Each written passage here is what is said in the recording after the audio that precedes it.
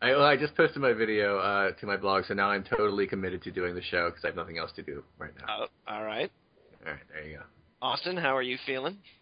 I'm in bed right now. Really? Mm-hmm. You're like lying down in bed? Yep. This is gonna be the chill cast. Are you wearing clothes? Hold on, let me check. This podcast just got 10% hotter. A little bit. I'm scantily clad. Use your imagination. You're scantily clad. All right. Mhm. Well, that'll have to do, I'm afraid. What the fuck? All right.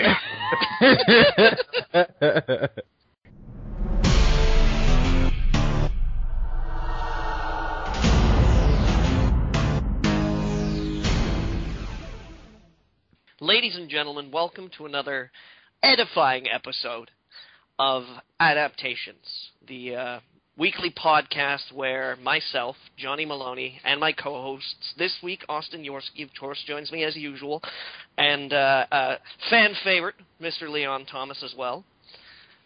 We are going to be discussing on this episode of Adaptation, the podcast that focuses on cross-media adaptations of original material, the novelization of the movie. Particularly this week, we're going to be looking at the epic tour de force works of Bill and Ted's Bogus Journey, a novel, and Time Cop, the novel. So, I think we'll start with Bill and Ted's Bogus Journey, the novelization, gentlemen. Immediately, right out of the gate, what would you say grabbed you the most about this particular adaptation? Well, I was actually rather disappointed by it because when you read the novel, you can't get the full force of William Sadler as the Grim Reaper. You know, it's like I mean, you read the novel and it's good. I mean, it's well written. The prose are fine, but you know, it's just completely Sadlerless. Yeah, that certainly was a definitely detracting element of the book. Yeah, it's like when you read the novelization of Demon Knight, the Tales from the Crypt movie turned novel. You know, it's like I need more William Sadler. I need his face, his skull just pushing out of his skin. You know, that in that classic Sadler style. You know, sometimes things don't just translate, I guess. It's true. That is a big worry of the adaptation, whether or not it's actually worthy to move to its new chosen format. I would argue, however, though, that Bill and Ted's Bogus Journey does quite a lot to actually bring the main characters to life in a definitely not bogus way. Okay. What do you think, Austin? You've been surprisingly quiet because I know how close to your heart all of this is. So I was hoping you guys would just forget that I was here. Absolutely not. I read a novel version of a Splinter Cell game once, but I think that's my only contact with that. Is that actually like a profitable thing? Are they still doing that? I think it's still a thing. Presumably, yeah. And just, like, I'm seriously going to, like, blow your guys' minds right here, but yes, there is actually a novelization of Bill and Ted's Bogus Journey. Did you read it? Only, like, every day. It's my Bible, man. Okay. Isn't that, like, it's been a while since I've seen that. Doesn't that have some, like, troubling, like, homophobia and stuff in it? That was the first one. But there was a slur in the first one that we would find wholly inappropriate today. Okay, that's all I really remember about it. So there is also a novelization of Time Cop. Oh, yeah, yeah. It's actually kind of weird as an industry. Beverly Hills Cop 2, Last Action Hero has a novelization. Outbreak has a novelization. Time Cop is hard to just put into words because you can't just keep saying, and then Jean-Claude Van Damme did a roundhouse, and then he did another roundhouse, and after he was done with that, he meditated and did a third roundhouse. After doing the splits. Yeah, always the splits. Always. Although, not so much in the movies he does nowadays. Yeah, did you see JCVD? I did. I thought that was surprisingly good. I quite liked it as well. I have it on the DVD. Oh, okay. But, Expendables 2, not a lot of splits there. I haven't seen any of the Expendables movie, and the new one coming out does not inspire me. I'm going to have to sit through Frasier, basically. Frasier as the villain. I didn't know they were making a third one. They are making a third one, and Kelsey Grammer is the villain. On the one hand, I really don't like Kelsey Grammer very much. Yeah. He rubs me the wrong way. Yep. Is what he does. So as a villain, that casting might be okay. Yeah, but you know what? Sometimes you can actually watch something and just be so disappointed in the person as a human being that that when they show up in a movie, you're a little just squigged out by it. I recently saw Machete Kills, which was fine. I had a good enough time with it. It's not like a masterpiece or anything, but I laughed and I smiled. But then Mel Gibson just saunters into the room and just oozes anti-Semitism, and I'm like, what? Like, why are you here? Why are you here, Mel Gibson? I don't need this in my life. I just wanted to see Michelle Rodriguez. I just wanted to see people just get their heads cut off. I don't need you at all. So I don't know. Maybe that's just me. How do you guys feel about novelization adaptation of movies that are adapted from already written material? Didn't they do that with did they do that with Blade Runner, or did they just publish the original story as Blade Runner from then on? I can't remember. I don't know, but I mean, for example, I know that there are tons of novelizations of movies of superheroes. Well, yeah, I mean that's comic books and pure text books aren't exactly the same. No, it's that kind of strikes me as weird, where it's like you've got a comic book, they make it into a movie, somebody takes that movie and writes it into a novel. Sometimes purely a comic book series is novelized without any movie in between. No Man's Land, which was a Batman crossover miniseries dealie from years ago, was eventually made into a novel. I want to say Greg Rucka wrote it, but I never read it, but I'm just aware of it. So it's strange, I guess, is what I'm saying. Yeah. When you said this was the adaptation podcast, I thought we were going to talk about Carrie. No. Oh. No. I just saw the original Carrie for the first time a week ago. Oh. It took a long time for me to watch it. I liked it. I thought I was going to go see the most recent version of it, but my wife was like, "Yeah, we should see this," and then a few days ago, I'm like, "Nah, I bet it sucks." So I haven't even read the review, so I don't really know. Oh my God! What happened? I just found it. All right, okay. I am gonna read to you an excerpt, and you gotta tell me what you think this novelization is from. Okay.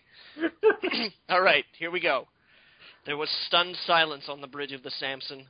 Oh my God, what the living hell, oh my God, went through Stone's mind.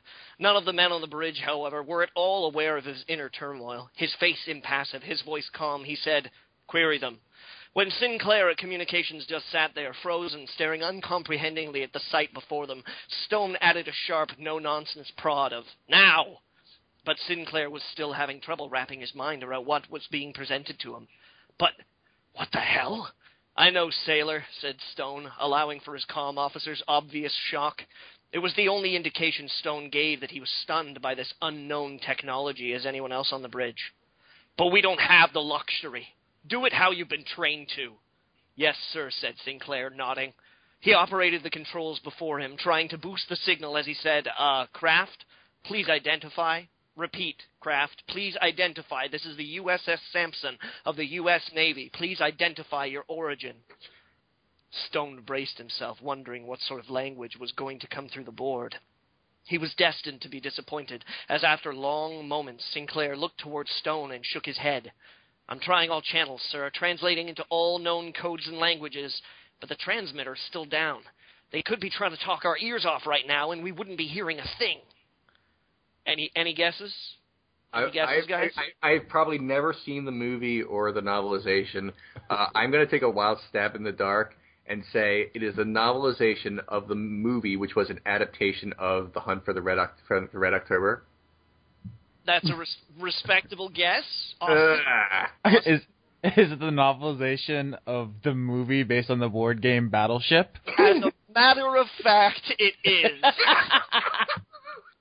I've never seen it. It was clear. I was just clear from the context. It was something about a ship trying to hail an alien of some sort, and that's all I could think of. It is an excerpt from the novelization of the movie that was an adaptation of the board game Battleship.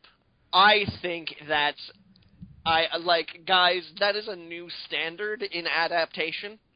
I think. Yeah. I remember being kind of amazed when somebody was making a Battleship, not because there's good board game movies, there's good board game movie out there. Leon, I know you're a fan of Clue. Yes. All right. So, I mean, Battleship might have been reasonable. But then to novelize the movie based on the board game, that's incredible. Like, that's something special right there. That's a new gold standard in adaptation. Author Peter David, I salute you. That's a pen name if I've ever heard one. It's 128 pages, it looks like. Oh, no. Oh, wow, no. 293 pages. Fuck. Is it a lot of character development? You know what? Yep, probably. It'd be funny if it's actually there's long Moby Dick-esque meditations on life and the universe and knowledge and what it means to be human, just in the middle of this battle fucking ship novelization. This is incredible. I'm just going through some preview text here, and I am blown away. This wow. Wow. I like that. That's completely knocked me off my game. So you don't want to talk about video games at all? I don't care really, but Leon doesn't come here to talk about video games. No, I actually do. I did play a game, but yeah, I could just go on about anything. Wow. Now oh my God, there's a Warm Bodies novel. That was a novel before. I mean, was it? I didn't know that. The Scorpion King, Terminator Salvation. Where are you? Just on Amazon? I'm just looking at the internet. Cliffhanger, the adaptation. Yep. Star Trek Into Darkness. Yeah, they're still doing them because that just came out on DVD. Yeah. Wow. This is kind of shocking. Okay, video game time. I guess. Sparkle. Oh God, Johnny's down the rabbit hole. Oh my God, there's a novelization of Crawl. Ah! I have to read it. I think that noise Leon just made is my new ringtone. Ah! Okay, I gotta close this tab here. I gotta close this tab. That way lies madness, gentlemen. I will have no truck with those books. This is the end of the adaptation podcast. That was our last episode. There's no way I can top Battleship, the novelization of the movie made after the board game. That'd be a hell of a fucking acronym. Wow. Somebody, I'm in shock here. I'm reeling. Somebody segue us. So, you guys want to talk about the first news story then? Yeah, lead me into it, Austin. I need to be held by the hand here and kind of gently led into the garden and sat down while I recover from the realization that there's a Battleship book. So you know that studio that made BioShock 2 and the Bureau XCOM Declassified? Yes, 2K Marin. Oh, now you're pronouncing it Marin? Apparently you were doing it wrong the whole time. Now I was doing it wrong the whole time. I was actually doing it wrong the whole time. It's pronounced Mayru's Dagon. Yes. 2K Maroon's Dagon. The 5 people who got that reference. Yes. So we actually, I mean, you said that XCOM Declassified was a little bit of fun for a little bit, but then it kind of wore thin, and we've talked BioShock 2 to death. So are we sad that this studio is essentially closing? Nope. So heartless. They're like, fuck them. I mean, I'm sad that people are losing their jobs, and I'm sad that like guys who are probably genuinely proud of the work that they did there are maybe having to like reevaluate exactly how much they contributed to the medium. That's never pleasant to have to confront, but I can't say that I was bursting at the seams just waiting for the next 2K Marin game. I didn't really like anything that they'd done. I was pleasantly surprised with XCOM for the whole of like 3 hours, and then it just wore on me. Yeah. Well, I think the commercial reception to their work appears to match your kind of critical perception, because they didn't sell enough to justify their existence, and 2K is getting rid of them. Well, are you really surprised after, I'm going to go ahead and say it here, I don't care how harsh the language is, the boondoggle that was the Bureau's development cycle? It's certainly one of the more interesting behind-the-scenes things that's happened in recent memory. Can't remember any other game that was debuted in a relatively finished state, and the reaction was so hostile they remade it. Maybe Final Fantasy XIV, but that's really the only two. So I mean, like, because that is an inexcusable cost as far as I'm concerned. Yeah, you don't get any return on that first build's investment. And after that being their second game as well, like, I can kind of understand if you're dealing with a studio that goes a little bit over budget and takes a little bit longer, but they've got like a dozen titles under their belt, and you can definitely predict that in the future that they're probably going to crank out some quality product. That you could maybe give them a little bit of wiggle room, maybe. But for your second game to hit market, and your first, like, debatably, at least anyways, even though they were taking old material and trying to, like, adapt and update it, but the first one that you were really given full creative control over. Because, BioShock 2, obviously, whatever they came to the table with had to probably pass Ken Levine's inspection. Like, they couldn't just be like, BioShock 2, we're going to make this cake-matching game. Yeah, I mean, I just think they had, 5-6 years or whatever to prove themselves to the people wearing the suits with the money, and they didn't do it, so. No, they did not. Just something kind of structurally wrong with that whole enterprise. Hopefully at least the talented people get absorbed by other teams. Well, they always will. People who are good at their jobs kind of, like, will find work. They will. It's sad that they're forced into that situation, but I don't know. You might want to leave XCOM the Bureau off your resume. Yeah. So, that's pretty much that story right quick. We don't really have much more to say on it. You want to move on to the next one? Slow news day, but... Yeah. Is that a yes? I'm agreeing with you. Yeah. All right, we've talked before in the past. I know, Johnny, you're particularly fond of the subject. Servat Yearly, am I pronouncing that anywhere near correct? Presumably. I mean, your guess is as good as mine. I couldn't even pronounce Marin right, so... CEO of German game company Crytek. He's been on and on for a while about how free-to-play is the future of the industry, and now they're finally releasing their first free-to-play game. Called Warface? Warface. That sounds like something like The Onion would write to make fun of games. Yeah, kind of does. I mean, to honestly come to that conclusion where you're actually spitballing names around in like, the boardroom, I honestly picture that one guy going, I don't know, gun shoot Warface? And somebody being like, Warface, oh, yeah. I haven't even looked at Warface at all. Has anybody seen? Does it exist? Are we sure? Yeah, I've seen it. The name is no less childish than Killzone, though. Come on. No, also Warfighter. That was the last Medal of Honor.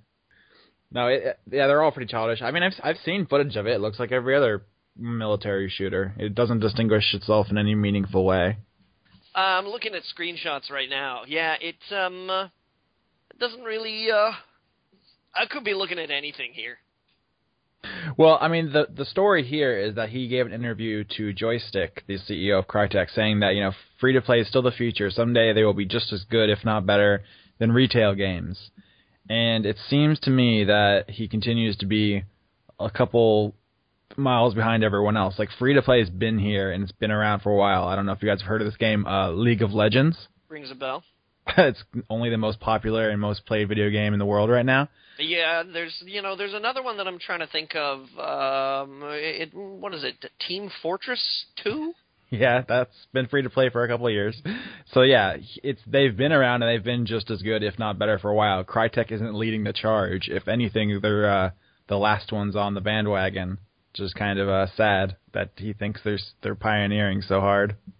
Yeah, it's kind of pathetic. And especially with something that looks so generic. Like I bet like I'd be embarrassed to tell people I played Warface just based on the name. But it doesn't matter how good it is. Just that name is pretty. It's hard to like call your friends and say, "Hey guys, you want to play Warface?"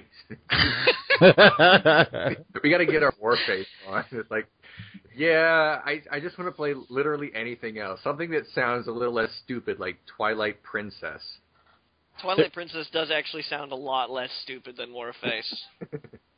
There was actually another controversy about Warface a couple weeks back. I don't know if you guys saw this, but apparently Crytek outsourced or crowdsourced designs for female soldiers, and they were all basically just strippers. It was pretty embarrassing. And then they released a statement saying, "Oh, it's cultural differences or something." That I don't know. It was a thing. I have to find links for that. Cultural differences? Is that I'm sorry, is that the cultural difference between whatever he thinks a female soldier looks like and the rest of the world? I can't even tell what it's your basic sexist defense blanket thing. Not a very good one. No, of course not. Why don't you just go with the early assets? What? This is obviously not representative of the finished product. There's still a lot of reworking that we have to do. We're just testing some ground out, and this isn't final product material. This is pre-alpha, alpha. I just put a link to the thing in the chat there if you guys want to look at this. All right, yeah, I want to hear what he says here. Wait, no, come on, hold on. That's got to be a mock-up, it's like a joke, right? Is it? I honestly don't know if I'm looking at something that Kotaku is using as a joke or if it's So someone help me out here. No, I mean those are the real things that they were forced to defend. That is really uncomfortable. I'm almost positive, I could be wrong, but I'm almost positive that female soldiers don't walk around with their cleavage hanging out a lot. That's kind of embarrassing. It's also really disrespectful to female soldiers. I mean, I don't want to get too heavy here, but people are dying, and some of them are female, and the way you represent them in a game is that it's kind of uncomfortable. I want to read you this. This is he's talking about how they do come from different regions, and I love this where he says, also somewhat unrealistic as compared to the males, the way the male characters were designed, but differently than the Russians. You look at the Chinese models; they're also disproportionate, but in a way that's more Chinese. What? That's what it says. Apparently, they're disproportionate in a way that looks more Chinese. Can we throw racism on top of sexism for this entire thing then? Because apparently. I don't know what that means, so I'm just going to steer clear of commenting on it, because I feel like if I even guess what he means by that, it's going to come across as racist. So I'm just going to plead ignorance here. I don't know what he's talking about. Why would you even ask your audience what they want to see in women characters? That's just asking for trouble. Because the only people who are going to be bothered to answer are like weird people who are going to say exactly that kind of stuff. Yeah, probably. More Chinese, please. just the most Chinese stripper soldier I could possibly have.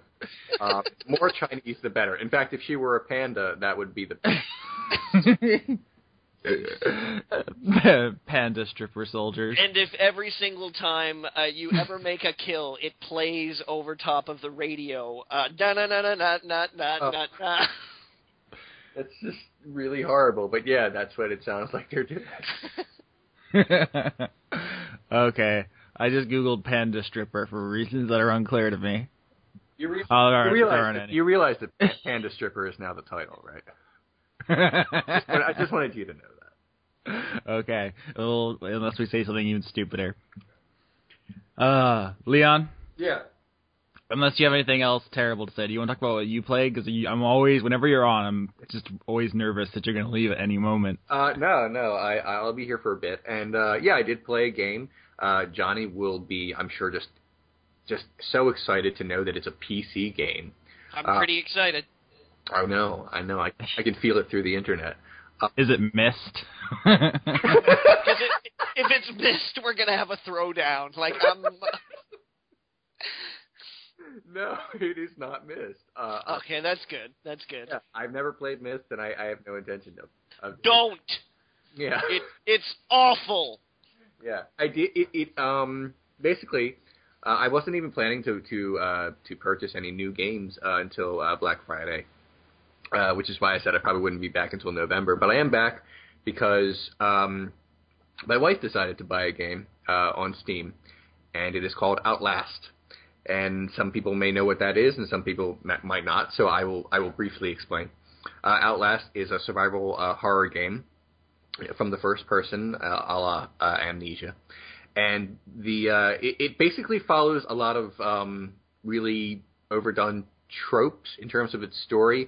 You're a guy in a horrible, frightening asylum, so that's kind of done a lot. But there's an evil company or something that's been performing experiments, because all companies in horror fiction are evil. There's no like really friendly company. You're every company in something that's scary is Weyland-Yutani. It's always going to be a problem. But in spite of this, in spite of the fact that it seems kind of hacky, it is fun. What happened was I wasn't even intending to play it because I don't really play survival horror games. But my wife was playing it, and I guess this is the story. And she loves horror. She loves books and movies, games about horror. She's also kind of jumpy. And something about first-person horror games kind of like creeped her out a little. And after about 20 minutes, she said, "You play it." And I said, "Okay." And I played it for a bit, and then I handed it off to her, and we were sort of doing that. I sort of sit in. I mean, she's playing it again with the controller in her hand. I'm sort of like at the co-pilot, saying, "Oh, check over there." So we're sort of tag teaming it. It is good. It is a good game. It's tense. I wouldn't say I'm scared of it, but maybe that's because it's a video game. I just don't feel that. But it is put together very well. I am confused a little about. For anyone who hasn't heard of it, the gimmick, I guess, is that it's really dark there, and the only thing you can use to see is a camcorder with the night vision. So, but you need to constantly put batteries in it, batteries. But the problem is your camcorder is some sort of horribly defective model because it goes through like a standard AA battery in about 2 minutes. So someone fucked this up on the assembly line, and you happen to have this camera at the worst possible time in history for you. Luckily, the place is just lousy with AA batteries, just littered throughout the place. It is some sort of battery dumping ground. Either that or it's just a convenient little plot thing. But, yeah, it's good. It is a good game. I guess I would recommend it. It's how do I describe it? It's fun. There's puzzles to perform. It's not overly complex. I wouldn't say. But if you want a survival horror game, I say you could certainly do a lot worse than this one. It's pretty good. People keep calling me pig or whore. There's some. I feel like everyone wants to rape me. That's not even a joke. It just the game. There's all these naked people running after me, so I feel threatened sexually. Yeah, it's good. I liked it. I don't know if either of you have played it. So I was a big fan of the knife wielding naked maniacs with that insane penis just dangling in the wind. I mean, it's like if you're coming after me completely naked with a knife, I have to assume that knife is not the only weapon here. I don't think I'm completely crazy about in that assumption. No, I think that's a reasonable conclusion to come to, but I don't know, but it's good. So far, I've not been raped at all, so I assume that's not going to happen. Maybe that it's just they put that into our heads that that's naked. Naked is always worse when someone's coming after you. It was like that in American Psycho. So yeah, but it's a lot of fun. I would recommend it. Nearing the end, not particularly long game. No, I think it was about I think I got through it in about 5 hours or so. Okay. Somewhere between like the 4 and 6 hour mark. And I mean, I felt like that was pretty decent because it's not an expensive game. No. So, but it did well on mood, absolutely. I liked its environment design.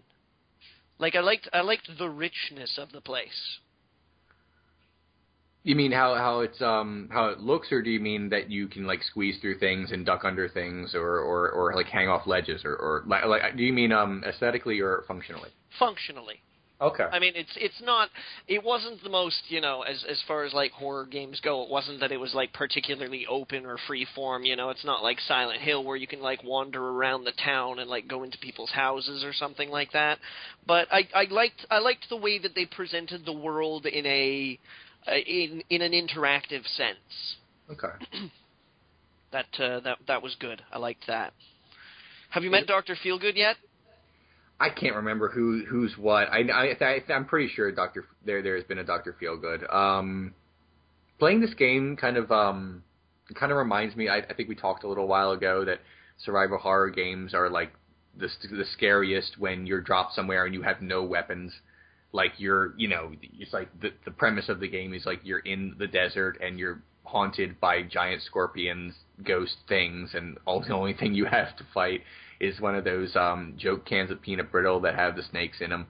That's a good survival horror game. If you go in and the recent Resident Evil games, you go in and there's everyone things coming at you, but you're armed to the teeth.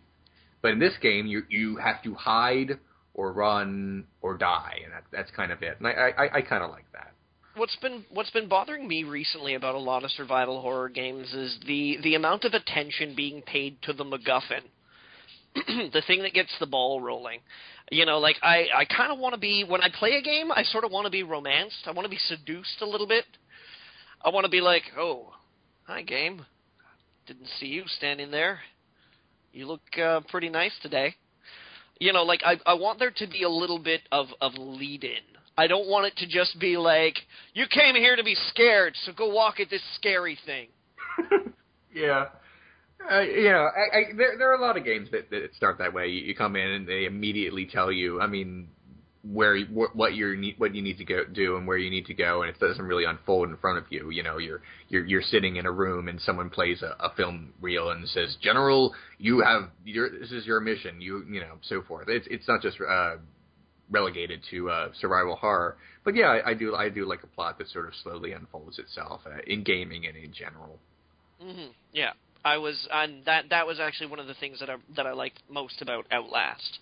Was it starts and it's like, you're an investigative reporter. And I'm like, I am? And it's like, you're looking after the biggest story of your life. It's like, I am! You know, and then as it goes, it's like all of a sudden there's like biblical shit and like a weird, what was it called? The Wall Rider something? Wall Rider, yeah. Ghost Rider. Ghost Rider. That was a great show. Okay. Wishbone. You know, I've never seen that show, and my wife gave me such shit for never seeing it the other day. It's just, it's like, I can't believe you haven't seen Wishbone. Here, wait, there's something a little bit more Austin's pace. Blue's Clues. I watched Blue's Clues and Wishbone as a kid. First of all, hold on. First of all, what is that supposed to mean? More Austin speed? You're young and stuff. You're young. You think, you're all about, like, fast and loud and dubstep and hip-hop. This is all news to me. I watched Wishbone. In fact, I had a Wishbone video game when I was a kid. That's a thing that exists somewhere in the world. Unless I hallucinated it. Probably in the same bin somewhere next to Battleship, the novelization of the movie of the game. I demand that Austin create a Let's Play of Wishbone the game. I totally would if I could find it. I'm sure you could just torrent it somewhere. But if I recall, it was like a point-and-click adventure. Well, I would just torrent it somewhere, but I don't know. Was it like an FMV point-and-click adventure, like Phantasmagoria 3, the Wishbone Collective? Oh man, I couldn't tell you. It's been a while since I played it. I was like, I would call 4. it the Wishbone Imperative. Sorry. Yeah, Johnny needs to do. We need to do more of the fucking the Croppocalypse like videos together. We haven't done that in a while. We have not. Yeah. We gotta find the right thing though. That's the thing. The tricky thing is finding the right thing, because we can't just be like, oh hey, the new Call of Duty came out. No, I can't even imagine how I could make that funny. Actually, that might be funny, because Leon would be just crying in the corner, and Johnny would actually be playing and, like, winning, and you'd just be, like, just going off on your own, like, looking at all the rubble. It would basically be there'd be 5 minutes of you shooting things, 5 minutes of me shooting things, and then Leon Thomas's adaptation of The Thin Red Line. I love poetry played over cameos by big stars. But finding the right title would be difficult. Absolutely. So you're enjoying Outlast then, Leon? Yeah, it's fun, and to be honest, I'm not. It's not exactly my genre, but the fact that I'm sort of co-playing it, so to speak, and passing off the controller is certainly helping. So I'm having fun with it. In a few weeks, I'm gonna splurge and actually buy some video games that I really want to play, and then I'll have a bit more to say. But yeah, I would say Outlast. It's good. Get it. I mean, how much did it cost again? It's like $20 or something. Yeah, I think it's a $20 title. Yeah, it's not too bad. I give it my endorsement, and you can take that to the bank. They're not going to give you anything for it, but you can take it there. Oh, I wanted to make a Steven Seagal joke since we were talking about him on Twitter the other day, but I can't now. I was going to say the blood bank. God damn it. Okay, I'm done now. Austin, are you going to talk like a real person this week, or? What does that mean? It means last week you and Taylor were talking some kind of freaky pseudo language. Poca speak? If that's what you want to call it. It wasn't English, I know that. We did spend a lot of time talking about Pokemon X and Y last week, and if you missed that episode, I encourage you, because that's some good talk. We had like an hour and a half of both really in-depth perspective and kind of like a like returning from 1997 to the franchise. So there's a lot of different angles we approach that game from. Plus, I barely talked for the entire episode at all, so... If you're into that, that's also good for you. Yeah, if your number one thing is, God, I love that BT podcast, except I can't stand that one guy that just keeps talking.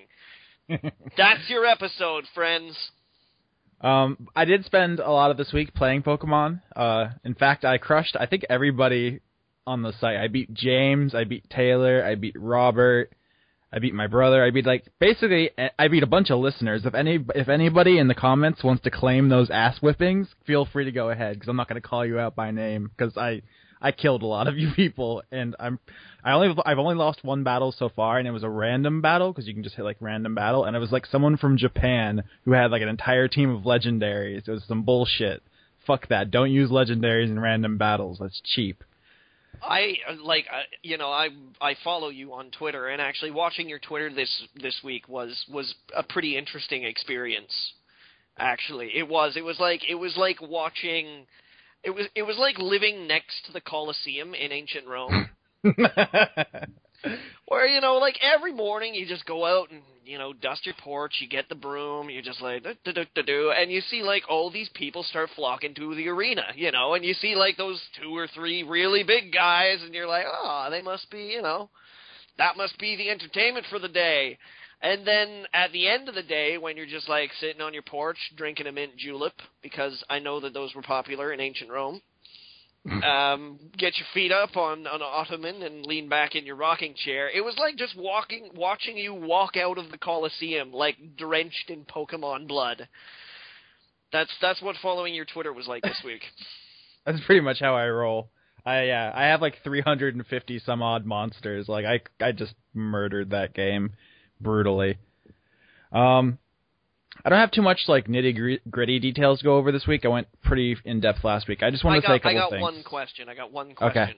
Which one of the BT staff suffered the most humiliating defeat?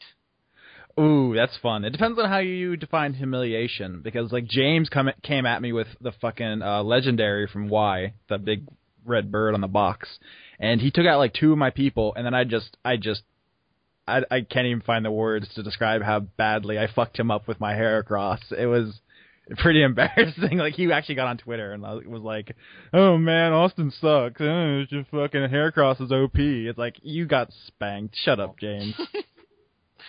That was fun. But also Robert, who I don't know what his deal was. Apparently, he beat the game, he reviewed it, and then I guess he traded away all of his good guys and started a new team. So he had a half-done team, and I just squashed it. I don't think he even touched me once. So that's a different kind of humiliation. There's a lot of different ways that I dismantled people. So we could be here for a while. What victory tasted the sweetest? Oh, that was probably against my brother, because he didn't know about. There's this the new Pokemon that's just a sword. Yeah. Yeah, I've seen the sword Pokemon, and that means a lot coming from me. I used that one, and he was furious about it, because it's so fucking good. It has this move where it automatically just negates your opponent's attack and just turns him into shield mode, where he's invincible. And so I kept just stabbing his dudes in the face and then doing the shield mode move. So it was just impenetrable. And he was like, "This is fucking bullshit. You can't use this guy. It's not fair. How am I even supposed to do it?" He was absolutely fuming. That reminds me back in the arcade days when people would be juggle combos and 2D fighting games, and someone would always scream, "Cheap! It's cheap! You can't do that. It's cheap!" And, yeah. I was like, "Fuck you! I'm gonna win. I put my quarter in. I put my tokens in. It's over." Yeah, I mean, people are always gonna bitch about certain things. I think as long as you keep it in the tiers, it's fine. If you don't bring Mewtwo into the goddamn fucking regular battles, it's fine. Everything else is fair game. I don't kind of know what that means, but okay. You don't know what a Mewtwo is? No, I know what Mewtwo is, but only because of Super Smash Bros. Melee. Okay. I've never played the Pokemon. Oh, you guys should play the Pokemon. It's so good. So good. But my response, no. No. Well, last week I talked about there was things that I criticized it for, the frame rate and the horde battles. I just wanted to say there was 2 other things. One was the music, which I didn't think wasn't grabbing me as far as I had played, and I was curious to see where the story was going, because Black and White had kind of an emphasis on story, and this one introduced a whole bunch of side characters. The good news is that the music gets better. The bad news is that the story gets worse. Way worse. The story is fucking terrible. And, you're oh, it's Pokemon. It doesn't need a story. But it's no, you don't understand how bad this story is. It's really bad? It's really bad. The original Black and White games from the 90s, the story was Team Rocket wants to steal money, and then you beat them up, and then you win. Like, there's, like, no story. Even that was better. Like, it is bad. Like, I don't know how far I can get in without spoilers, but the bad guy's plan is nonsensical idiocy, and the characters are, like, so flat. I can't even. At a certain point, just don't try. It would be better if you just didn't try than what they did. So Pokemon isn't about story, but I can't let it go. It's that bad. The music gets better though. There's a bunch of really catchy like town themes and some good rap music. Like it's not my favorite. Like I still like the originals and black and white score better, but that's not so much an issue as just the plot is laughable in every way. They either need to stop trying or really fucking get their game up because this is embarrassing. So have you not finished it yet then, or? No, I finished it. All right. I've been just metagaming, just like breeding people and trading and building up a couple of different like alternate teams and stuff. So, yeah, I mean, I've seen the credits, but like that's not the point of Pokemon really. Like no. All that stuff's a formality, but there's no excuse for it to be this bad. All right. I think actually, I kind of just generally, I know Leon, you at least played a lot of JRPGs. Oh yeah. Are you not fucking tired of the villains who want to destroy the world to save it? Like, that's not a plan. That's the worst. Wow. I mean, Kefka wanted to destroy the world because he was just a dick. That's why I love Kefka. He doesn't have any bullshit motivations. He's just crazy and an asshole. I do kind of like it when a villain has motivations, but save the world, destroy the world to save it it's very Ra's al Ghul. I mean, it's sort of been around for a very long time. I guess I do kind of want certain things are different, but I don't know. I'm okay with certain tropes of JRPGs, reappearing. Soon I will be playing another JRPG, and damn it, if they're not 13-year-olds trying to save the world instead of, a gigantic force of the armed forces trying to save the world, I will be very disappointed. 12 and 13-year-olds need to save the world. They need to have weird, punky haircuts. And that's it. The villain... Somebody needs to learn a very important lesson about friendship, I hope. Oh, big time. Oh, God. So much friendship. Good. Friendship is crazy. But yeah, there are certain things I wouldn't mind changing, but I hate to say it like this, but a certain amount of sameness is not terrible in a genre where I expect certain things from it. But yeah, I am kind of done with Ra's al Ghul kind of villains. I don't want to take any storytelling technique off the table completely. I think all your options should always be open. But if you're gonna do something so well worn, you have to try to put a new spin on it or something. You can't just do what the Pokemon villains keep doing, which is just being like show up and like we're gonna take all the Pokemon and blow everything up and kill everybody because of reasons or whatever. Like Black and White was actually interesting because it was like the bad guys are PETA and they're like, how dare you cockfight for your own amusement? Now we're gonna take your Pokemon and cockfight them for our own amusement. It was like It was an interesting like thing, but this one is just I don't know. I'm just kind of done with it. I've played so many JRPGs in my life that it's like there has to be another story these people want to tell.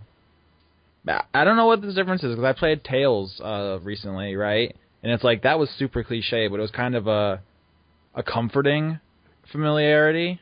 Tales games are just beautiful. There's just something really warm about those games. Yeah, maybe it's just in the execution. It's not necessarily the ideas. I guess you can do it well. I don't know. I just wasn't digging it. Okay. I don't think Pokemon needs a story, but if it's going to have one, like... That's the difficulty of making kids games. How do you make it smart enough for older people but accessible to kids? Like they have to hire someone from Disney.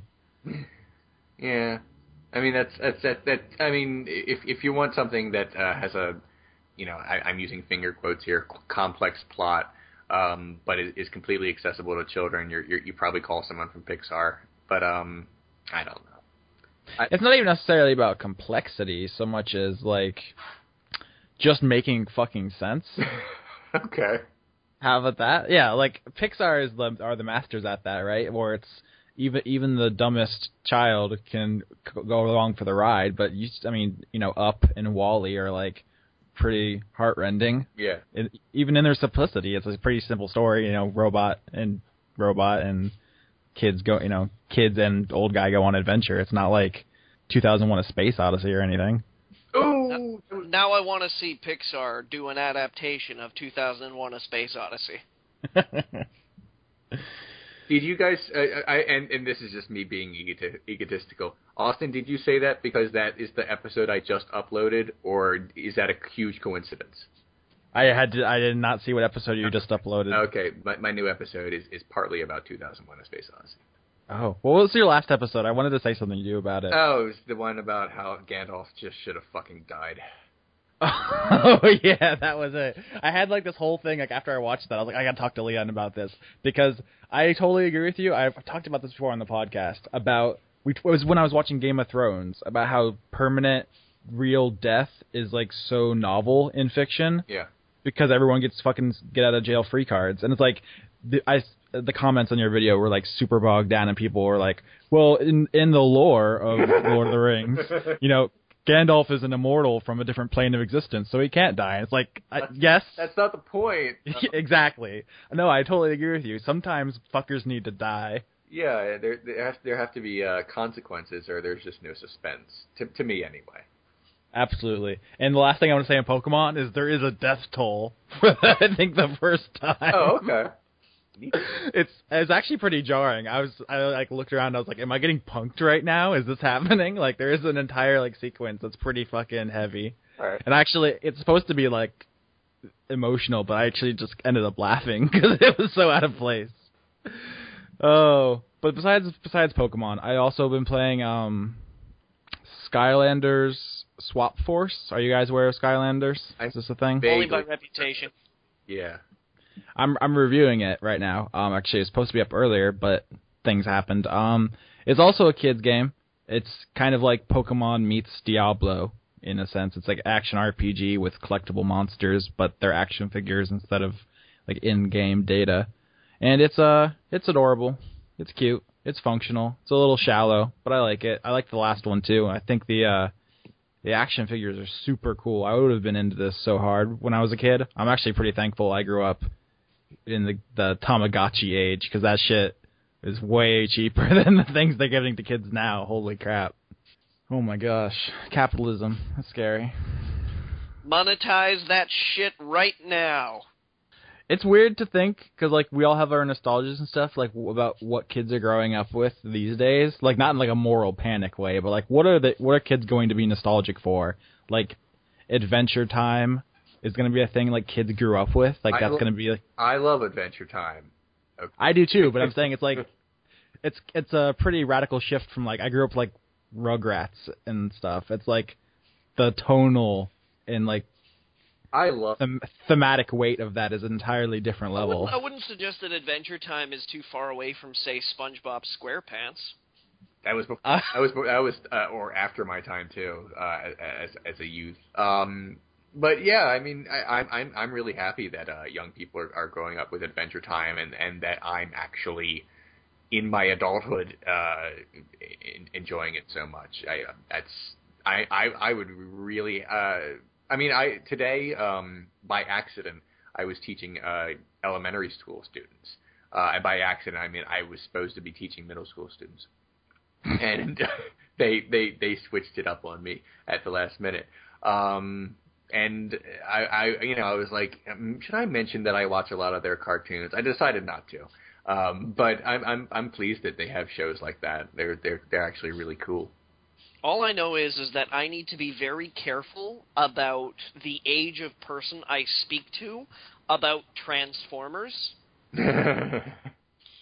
Because there's this threshold where I'm like, Transformers was the coolest. And when I say that to someone like, say, Leon, at the age of, Leon's age, we can geek out a little bit about how cool Transformers was. Esports, yo. Yeah, But that's the thing, is that if it's ever like, if there's ever anybody who's like in their, late teens or really early 20s, and I'm like, Transformers was pretty cool, and they're like, yeah, that movie was amazing, then I'm like,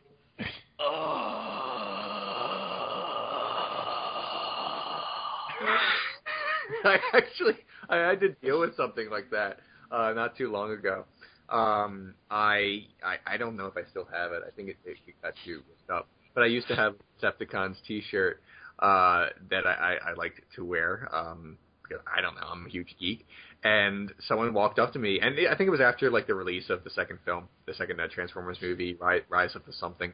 And he said, so what do you think about this Transformers movies? They're cool, right? I'm like, no, you don't. I didn't know how to say, no, you don't understand. They're bad. This is nostalgia for me, and you're a terrible person. I couldn't really say it like that. I'm like, no, I just like the cartoons, man. And then he just sort of shuffled off like he barely knew what I was talking about. What was it? Was it Rise of the Fallen? I don't even know. One of them was Rise of the Fallen.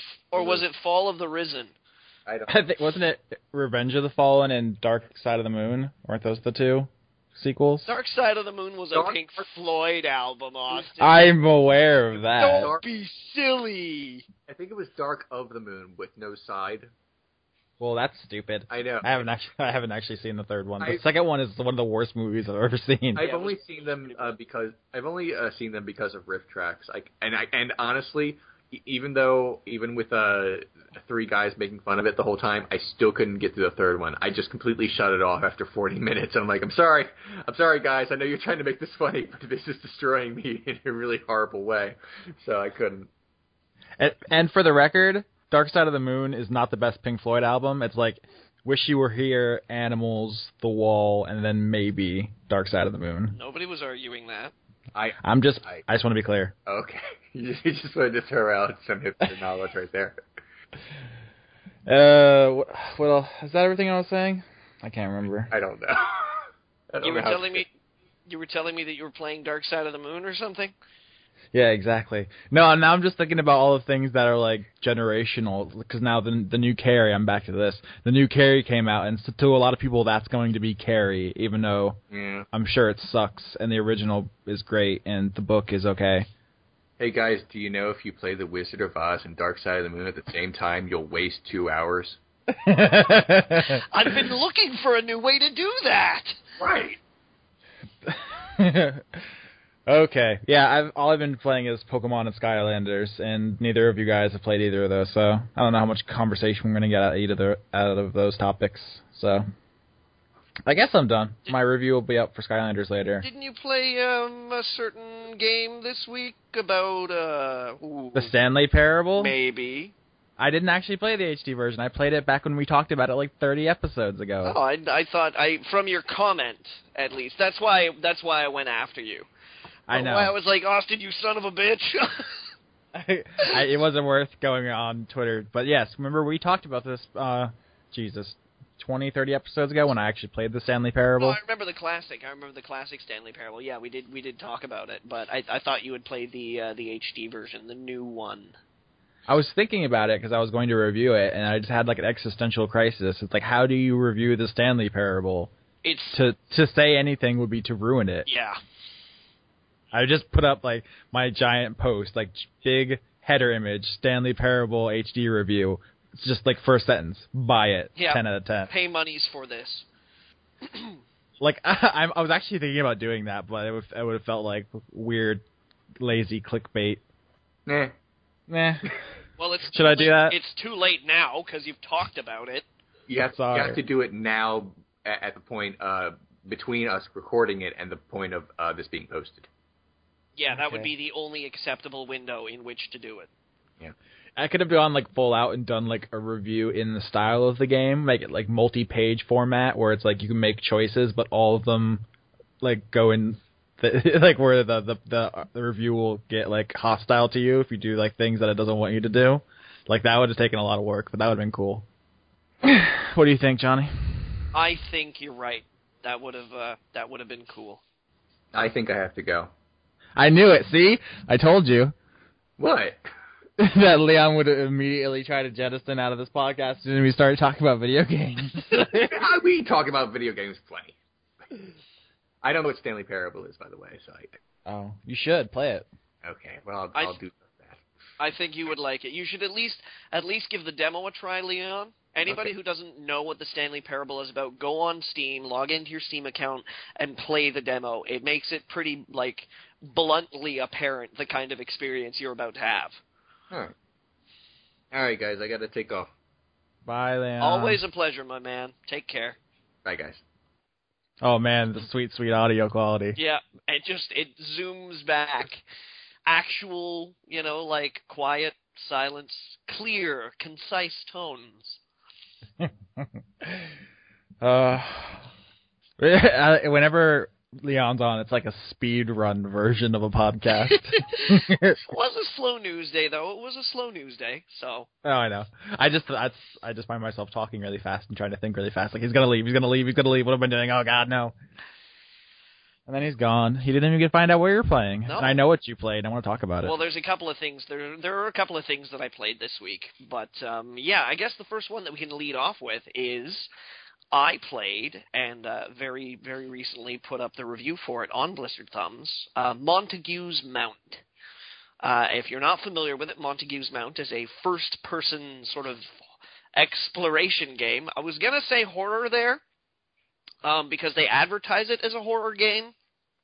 And it does deal with some horrible things, but it was not particularly horrific in any of the ways that it should have been. I feel you. It was not very good. You gave it a 3 out of 10? Yeah. That review's on the site right now. I actually wanted to talk to you about this because I saw a lot of people, on the Steam forums and stuff, talking about it, comparing it to Dear Esther and A Machine for Pigs. And we've talked about those games previously, and I don't think it's fair to lump those all together. And I kind of want to more broadly talk about the exploration game, I don't know, quote unquote. Yeah. Because, they all share similarities. Some people call them walking simulators. Well, where it's Dear Esther, if you want to get down to the bare bones of it, it is really like a walking simulator. Yeah. It's a slowly revealed story that kind of wraps itself around how you try to explore this locale that you've been presented with. There are no puzzles, there are no obstacles, there's no, at no point in time are you kind of like, well, what do I do? Because you are going somewhere, and there's always somewhere to go. And because of that, there being no obstacles, Dear Esther actually does a really excellent job of telling you a story. Because at no point in time is that narrative, is that tale broken up by, it's like, you know how sometimes you get these games and you play these games? I'm trying hard to think of an example here, but nothing's really in mind. But it's like you're playing along, you're doing a thing, and then it's almost like suddenly it remembers that it's a video game. And then it's like, oh, I'm a video game. Well, I guess I better have a platform jumping puzzle here. And you as the player, when you're confronted with these things that are so, completely out of place, you're like, what the fuck is this? There's no platform. There's been no platform jumping up to this point in time. It was almost as if the game just decided that it had to have a platform jumping puzzle because that's what video games do. Well, a lot of people talk about BioShock Infinite. It's like it had an interesting story to tell, but it was tied to the first-person shooter format. So it's just gunfights, story, gunfights. Is that what you're kind of talking about? Where yeah. You could excise a lot of that stuff, and it would be better for it. In one way or another, it would be a better story without the excess gunfights, or it would be better gunfights without the excess story. And Dear Esther didn't have any of that. Yeah, you're free not to enjoy it, but it's undiluted kind of sense of purpose, I felt was actually a strength if you're open to it. Yeah, like if you were okay with sitting down and spending a few hours and walking through this island on the Hebrides, or however they're pronounced, because I obviously can't get away doing a podcast without mispronouncing something. If you're okay with doing that and like having this story told to you, then it's like you're going to enjoy it. It's going to be a good experience. So. And it seems like Montague's mount was like, we'll make Dear Esther, but we'll make it more gamey because people thought Dear Esther wasn't interactive enough. And in doing so, completely ruined any charm that Dear Esther might have had by having a bunch of obtuse, shitty, perfunctory puzzles stuff. It ruins both of them because, I mean, you could at least say that a game that presents you with good puzzles is a good puzzler. And then you can say, well, it's got this plot tacked onto it that doesn't really make much sense. But if you're if you're down and about, like, this cool, puzzling, like, atmosphere, go for it. This is the game for you. It does not do that. It bungles both. It does. It manages to bungle both. And I mean, the sad thing about it, the thing that saddens me about the whole thing is that I feel that the story actually had good content, that there was content in there worth telling and worth telling well. But because they had felt the desire to break it up with these obtuse puzzles that made no sense. I mean, the WTF in the review, in the little pros, cons, and WTF blurb, I flip out about how the fuck did anybody manage to ever traverse this island? Because there's supposed to be a community. Like, during the course of exploring this island, you find, dead bodies and abandoned homes and things like that. So it's like, oh, okay, people lived here. But it will be you'll be walking along, and it's like, oh, there's a bridge from this, one, cluster of a couple houses to, a path that leads up to another cluster of houses. And it's like, okay, well, surely let's get across the bridge. And it's like, but the bridge is up. And I'm like, well, how do we get it down? And the game is like, well, there's this little socket in the bridge right here that you need to put, a valve turn. And I'm like, oh, well, I just happen to have one of those. And it's like, but you can't do it yet. And I'm like, why not? And it's like, because the puzzles haven't been solved. So it's like, are you fucking telling me that if the grocery store was just up the hill, I would have to solve 3 fucking puzzles just to bring this bridge down, even to, walk to my neighbor to get a cup of sugar? This sounds like a Professor Layton's wet dream world. It was, and it's, yeah, so it's like, this fucking puzzle that you have to do, get this, you've got to go to the overlook, okay? You need to look out through binoculars at the buoy out in the bay, which blinks in Morse code the first letter of 3 different colors. You then need to gather up these 4 little, dowels, dowlings that have 3 colors around each side. Wander into one of these houses. So, this is in somebody's house. And these little dowlings have been... Can you imagine the zoning meeting for that? It's the residential area slightly overlaps with our puzzle initiative. We're going to have to put one of these in your house, ma'am. Yeah, so all these dowlings are systematically spread around the neighborhood. So you've got to pick all of them up, which is a difficult thing to do because the game does its very best to get dark and bleary, and whenever it rains, your character blinks incessantly, and all the color from the scenery is completely drained. Now, that's fine if you're going for atmosphere. I fucking love atmosphere. I love atmosphere so much, I would marry it and have atmospheric babies with it. The problem is that when you're emphasizing atmosphere, and my task is to scour the ground and look for these 3 little fucking colorful rods that are now, black and gray, and I'm trying to see through this character blinking every couple seconds, and there's all this fucking detritus that's labeled, everything. Portraits and LPs and dolls and road cones. I don't know why there's road cones. There's no fucking cars anywhere. There's just footpaths.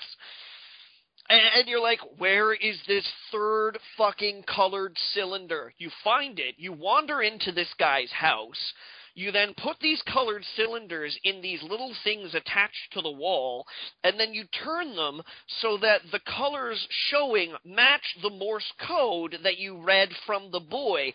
Then the cover of the valve opens, you put the valve turn in, you give it a spin, and the bridge takes 1,000,000 years to lower. Even if this game doesn't interest you, you should read Johnny's review, because it's funny. It's actually really funny. You go off in, like, the Resident Evil 2 police station. That's my favorite part. I mean, that's the thing about Resident Evil, that, you know, the early Resident Evil games, that I was always like, okay, this is a bit kind of far-fetched, but I could kind of, like, take it with a grain of salt, because, you know, the dead are walking, and there are, like, skinless dogs hanging around. It's not as though I'm supposed to suspend my disbelief and really believe that this is happening, because you, Austin, the master of all word editing, you know, it just, like, yeah, to have that in a mansion, no big deal. Okay, quirky, weird mansion with secret underground lab, but to have that shit in a fucking police station. How was your shift, Corporal? Not so good, Sarge. I had to discharge my weapon. Oh, have you written a report yet? I was gonna try, but I can't seem to find the forms. Here, take this. What? A key shaped like a heart? Yes. You must traverse to the 4th floor. You gotta push the statues around so you can open up the evidence locker. Yeah, exactly, you know, and then you need to answer the evidence keeper's riddles 3. He will present you with a small locked box, which you then need to take to the masters of firearms, who will grant you an audience with, like, you know, fucking internal affairs, who will then determine whether or not it was a good shooting based on your S rating. Like, I mean, it's patently ridiculous. That's the thing, is that, like, Resident Evil is patently ridiculous. And I mean, I've tried to say this when, you know, we talked about Resident Evil 6 in the past, is that I'm like, everybody seems to have taken Resident Evil seriously at some point in time, and I'm like, what's wrong with you guys? These games were ridiculous right from the get-go. It's true, but it was a different time. There wasn't so much, like, intellectual discourse on it. It's like nowadays our tolerance for that is much lower, in a number of ways. I suppose, too, one could easily make the argument is that, you know, way back when, you could never really tell if certain choices were made in a game because it was a limitation of the technical aspects at the time, or if they'd actually decided that this was what they wanted to do. You know, nowadays, we have such, like, rich and intuitive game design, and, you know, storylines are getting much more developed and mature, or this or that, like, you know, coming to the table with classical Resident Evil style gameplay, everybody's just like, what the fuck? It's just not fun, I think. Yeah. That's my biggest problem with it. No, and that's fine.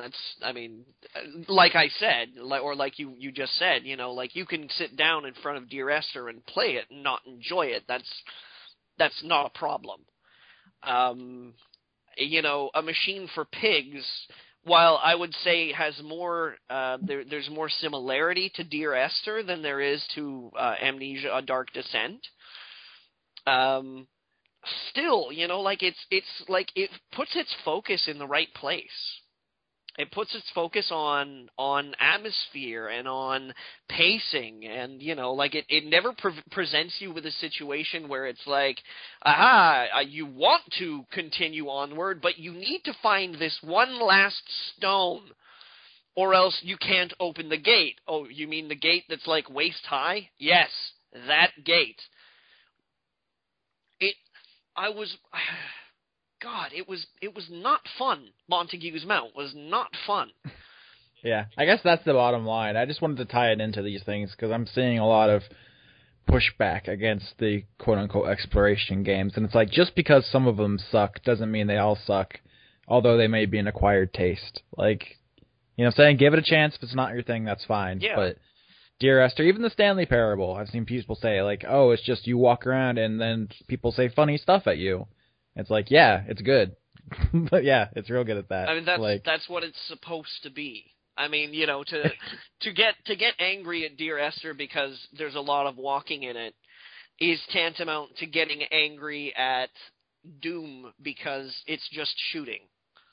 You know, like Doom, yeah, I mean, Doom is outdated as fuck, but you got to give it credit. It's devoted to one particular thing, and it does it. There's a lot of shooting, and it does it pretty well. You know, but yeah. So that Montague's Mount was not fun. It was funny too because I had a lot of people message me after the fact saying, "Oh, you know, I was actually really kind of excited about looking this." One of our regulars actually messaged me. He was like, "Fuck, I just bought this." That's why you always have to wait for the BT review. Yeah, I apologize that didn't come out earlier. That's all on me. I will take your hate. Incidentally, if anybody listening to the podcast played it and did like it, if they enjoyed it, I really want to know why. I apparently there's like a puzzle that's already kind of infamous, at least among game reviewers. I've been hearing a lot about this candle puzzle. Oh God, yeah. Where there's like 40 candles in a room, but you need to find like 6 specific candles or something. 6 specific candles. It's like you're wandering around this like series of rundown ramshackle shacks. And every one that you walk into is just, like, head to toe, fucking candles everywhere. But they're all lit, which means, of course, that you can't pick them up. 'Cause, physics. And that would just be poor form. And it's like, but the great thing about it is that you walk into this one, and it's obviously that it was your home or you were staying there for a little while because it has the same like 8 pictures of your son, which look just like ridiculously unnatural. There are all these like close-up photos of him just like hanging out in different jackets. Like, it looks like these fucking photos look like they belong in a Sears catalog portfolio. Where it's like, yes, I used to take photos for Sears catalogs, Phantasmagoria 3, a puzzle of jackets. But, yeah, and there's this note on the wall that's like, oh, you must open the trapdoor chest, for inside I have hidden a candle which I will need to proceed. And I'm like looking at the floor, and there's literally, there are these 2 trapdoors on the floor, and you open one of them. One of them is like got this bar that blocks it from opening because they open upright, So there's this bar that's laid across the top and stretches down and across the floor and is attached to this other trap door. And I'm like, okay. So you open this other trap door and it's a gear puzzle. So you need to like find these 4 gears, 1 small gear and 3 like regular medium-sized gears. And it's like just above it is a diagram of how the gears fit together. So you get your gears, you put them in, you pull the lever, and then it pulls the bar across the floor, allowing you to open the other trap door. And you like open the trap door, and there's a fucking candle inside. So, and it's like, yeah, you need this candle to progress. What I am having trouble believing is that what with the dozens and dozens and dozens of candles that are just fucking sitting around on people's dining room tables, stoves, end tables, just like everywhere. Like, this is Candle City, right? That a guy was like, wait, I might need this one candle. And so he hides it. Like, it makes no fucking sense. I can only imagine that there was a disconnect between like the environmental artist and the whoever's doing this, the sequence writing and stuff. It was one guy. All one guy. The whole thing. Polypusher Studios is one man. His name is Matthew Clifton. And I mean, like, I gotta give respect to him for being able to like, pull the whole thing out by himself, right? No, that's super cool. It is. It's really cool. And I'm more sad than anything else that it wound up the way it did. I'm not like, I'm not angry. I'm not like, oh, grr, everything's terrible. But I'm kind of like, dude, I see what you're trying to do, but it didn't work. Oh, And that's a different perspective. I was imagining one guy was just like, I'm just gonna dress up all these scary houses with spooky candles, and then someone else over here is like making a candle puzzle, and they didn't tell each other. no, it was the same guy. It was the Okay. same guy, and it just like it exemplifies the problem. It's just it was poorly made, disconnected, and it like. I wouldn't have minded if it was a walking simulator or if it had, like, good puzzles or something like that, but there was nothing particularly intuitive about it. There was nothing inventive about it. It was all just really... It didn't work. It did not work. I'm sorry, Johnny. I mean, it's fine. It's part and parcel, but it was unpleasant. It was an unpleasant experience. It was the most unpleasant experience I've had since playing Slender. Did you? Yeah, what'd you give that? I never wound up finishing it. Oh, okay. I was trying to remember if you even posted a review, But I know we talked about it. Yeah, we talked about it. No, that was around the time that I was moving house and things like that, and I got fed up with it and I put it down and I never picked it back up again, and it just disappeared into the ether. I think I deleted it as well because that was a similarly awful game, awful game. Did not grab me at all, wasn't particularly scary. It lacked any agency, like I think I told you that it was like you go into this house and there's like a smashed window and a smear of blood and you hear a scream in the back and it's like, go investigate, and I'm like, no. Yeah. Indie horror in video games is similar to indie horror in movies where anyone can make one, but it doesn't make them worth your time. Well, that's one of the things that I mentioned in my Outlast review is that I said, most of the time we kind of like give horror a free pass because it's like, when somebody just gets out and craps out a scary game, we're sort of like, oh, they're trying to do something scary. Good for you. I don't know why it is about horror that we treat it with such clemency, but we do. Yeah, Montague's Mount, man. Ugh. Well, that was 20 minutes. What else have you been playing? I've been playing this, but it ties into something that I've kind of been curious about, whether or not this is actually going to have any developments. But over the weekend, I in order to wash the taste of Montague's Mount out, I replayed Batman: Arkham Asylum. Cool. Well, there was a very specific reason why I did this, you see, because very recently, Steam had Arkham Asylum up on sale this weekend. Arkham Asylum and Arkham City for, like, I don't know, fucking pennies or some shit. Like, it was cheap as shit. But one of the other things that they wound up doing is they actually upgraded anybody who owned the regular editions of Arkham City and Arkham Asylum to the Game of the Year editions. So, like, all the DLC and... Isn't that because they erased everyone's save files and taking them off Windows games for Windows Live? Well, that was the other thing that I was like, what? Really? Is it well and truly true? Has Games for Windows Live been washed from the Arkham games? And I'm happy to report it is true. Because I was actually really, really curious how it was going to be, how the death of Games for Windows Live was going to be dealt with. Because it isn't dead yet. But Microsoft has announced that they're basically winding down to shutting it down completely. And I'm all for that. I think it was a terrible service. It was awful. It by itself actually managed to erase my save game in Arkham City. Their really, really poor account recovery system some years ago caused me to lose possession of some video games because I lost my email address and I couldn't get it back. And then when I got onto like Microsoft support to be like, yeah, my Games for Windows Live account has been hijacked. They had no there was no fucking procedure designed for like how to get your account back.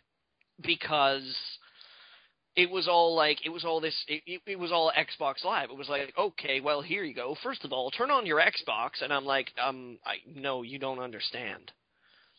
I don't have an Xbox. And they were totally unprepared to deal with the fact that I had lost my Games for Windows Live account. They didn't know what to do. So I was really happy to see that Microsoft was closing it down, if for no other reason than we would never have to see any games released with Games for Windows Live as a prerequisite. But it did have me wondering what was going to happen to those games that did require it. And I'll be honest with you, the thought of losing access to Arkham Asylum and Arkham City was pretty galling to me. I was not happy about that at all. But lo and behold, they have jammed Steamworks into it and completely stripped Games for Windows Live out of it. It's gone. It doesn't exist anymore. Like, no failed connections, no, nothing. It's not there. And I'm I'm really, really happy to see that the first time that we've seen an online DRM go under, that somebody is doing the legwork to make sure that we can still play the games that we paid for. Because that's a real danger. There are people out there still who I'm sure are afraid of buying too many games on Steam because, they think that one day, Steam's going to go the other way and nobody's going to be playing on it anymore and your games are going to be defunct. You're not going to have access to them anymore. And I'm really happy that the first incidents of this, and I mean, who knows if we're going to see it happen with other titles, because I don't actually know who's responsible for doing it. I don't know if it was Warner Brothers Games that's patching it, or if it's Valve that's patching it, or what have you, but there are a lot of other Games for Windows Live games on Steam that haven't been patched yet. Like Grand Theft Auto 4 is one. BioShock 2 was one. They took it out. They took it out of BioShock 2, I think. And some of the Dawn of War games as well, And I'm just like, I am happy to see, I'm really, really happy to see them actually taking care of their customers like this. It also helps that Arkham Asylum is a fucking sweet-ass game. And I had loads of fun playing through it again. It was fantastic. Loved it. Love it to bits. I think everyone pretty much agrees that the two Rocksteady Batman games are pretty sweet. Are you worried about Origins with a whole different team? I am not. Okay. Because at the very least, they'll just keep it the same. Yeah. So it'll... At the very least, it's just going to be like, okay, guys, here, we're going to make this character look like Batman. Press this button, he punches. Press this button, and he blocks. And now we're just going to throw some gadgets in, and look, it's Gotham City. And I'm like... They would have to go pretty far out of their way to fumble this hard enough, to ruin it. Yeah, you would have to actively be try to sabotage. You would have to have a serious asshole who is now I know that these Arkham games are popular, but I know best, so we're going to do this game after me, okay? So, step number 1, Batman is actually your grandma. Oh, God. It would have to be pretty bad. And I'll bet you that fucking Warner Brothers is breathing down their neck, too.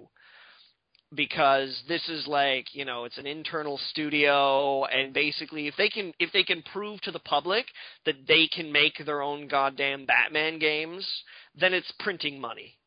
It's printing free money is what it is. So I'm still surprised that hasn't set a more of a precedent. You think other companies would get serious about their superhero games? I'm surprised we don't have a really polished professional Superman headlining AAA release. It's weird. Well, Superman, there are issues that you have with making the Superman game because with the license. Yeah, me and Sean did a Thumb Wars on it because he's invincible. It's difficult, but I'm just saying. You'd think they'd have a think tank somewhere, brainstorming this shit. How come only Batman has gotten this treatment? Well, No, I don't think that's distinctly true. I think Spider-Man had a good run there for a couple of years.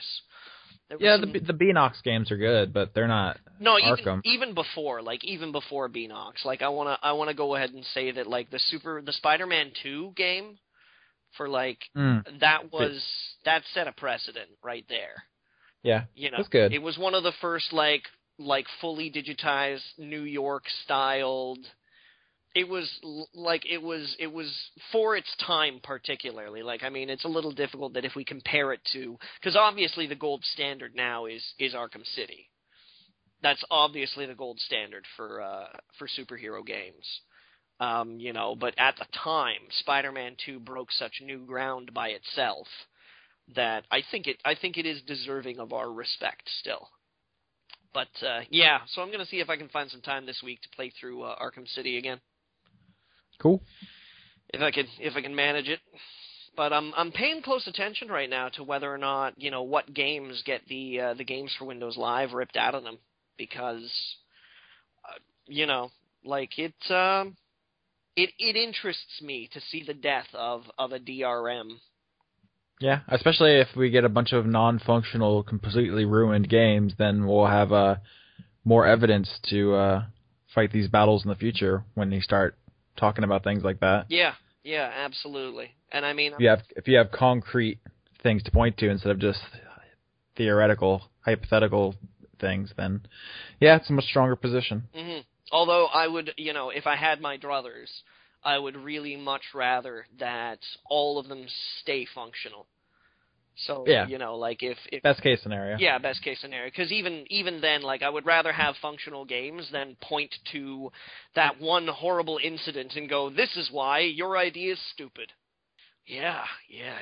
I think that's all that I really played this week, actually.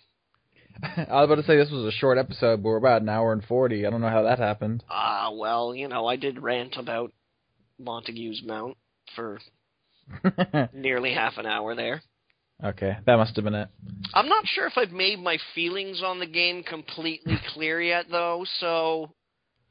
Yeah, if you started that again, I'll start talking about Pokemon. I've almost beaten everybody like that plays on BT. I think I still need to beat Gabe and Chris Rolo T. Larios, and then I think I've officially stomped everyone on the site. Yeah, but I'll bet by now that they're probably running like little bitches, aren't they? Yeah, I don't know. I think I'm too intimidating. That's what I think of when I think of you. I'm like, Austin, he's a crazy motherfucker in the Pokemon ring. Hey, I have to be good at one game at least. If you play video games for a living, you got to pick one. No, you don't. You don't have to be good at one game. I am walking proof of that. Yeah. Have we had this conversation before about how games journalists actually usually suck because they play like chunks of like thousands of games instead of just getting really good at any one? I'm not sure we've had that conversation on the podcast, but it is kind of like weirdly true, because you know, at any point in time where you just get used to like the mechanics in one system and you start handing out some serious ass whoopings, you need to trade it in for the next one. And I mean, it's really weird too, because even though games at a glance look similar, you know, like we were talking about Warface, right? Like Warface looks like every other shooter, every other one. I can guarantee you that you just step into that and suddenly with like a different feel on the weapons and different damages in the weapons and different like terrain and maps and shit like that and loadouts and equipment and all that jazz, and then, you know, particularly being free to play too, like how quickly you earn experience or currency and what you can spend it on, and, you know, like all of that shit matters when it comes down. There comes a point in the game where it's like you gotta be not just familiar with like the controls and the items, but the systems. And it's like every moment that you get close to that point playing a game, you've got to give it up and move on to the next one, which is like requires you to learn all over again. Yeah. I just think it's funny. It's like you got all of the games journalists into like a Call of Duty tournament and like added like 2 or 3 just like regular people. Those are the guys who probably come out on top. Probably. Because they only play 4 games a year and we're all 4 games a week. Yeah. So it's just funny to me. Pokemon's like the one thing I'm actually, I think, legitimately good at. like competitively? I'm not sure what I would. If I had to pick one game that I was really good at, it might be Dear Esther. No, That's cheating. no. There has to be Dear Esther speed runs. There probably is. You know what? I would have to say, if I was good at any type of game, it would probably be games that have unfriendly systems. Like Arma? Arma, Stalker, what else? The Witcher. You know, like I'm really good at picking up obtuse systems. And they're not necessarily difficult games. You know, like I don't think that the Witcher games are particularly difficult. I don't even think Stalker is particularly difficult, but they require a weird learning attitude that a lot of other games don't. You know, like even like some of your more complicated like JRPGs where you have to learn like all this new terminology and like how this interacts with that and whatnot. Those are the kind of games that I probably excel at. The ones that require you to like study. Yeah.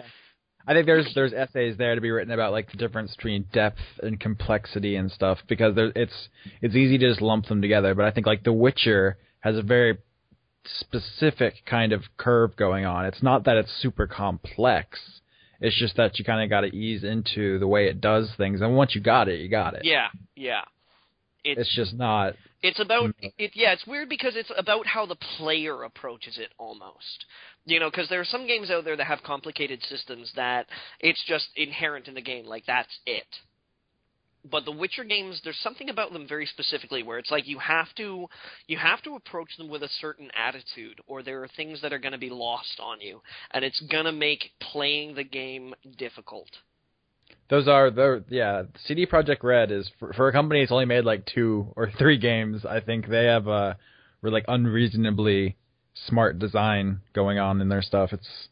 They've earned their reputation. Yeah, it's a little weird to think about. The Witcher 3 is going to be fucking sweet. I'm so stoked for that shit. You know what I'm going to do? I'm going to totally assign that review to someone else. Yeah, I know you will. No, I won't. We'll see. It'd be great. You do the PC version, and we have Robert do the console version. They both go live on the same day. We get a 6 and a 12 out of 10.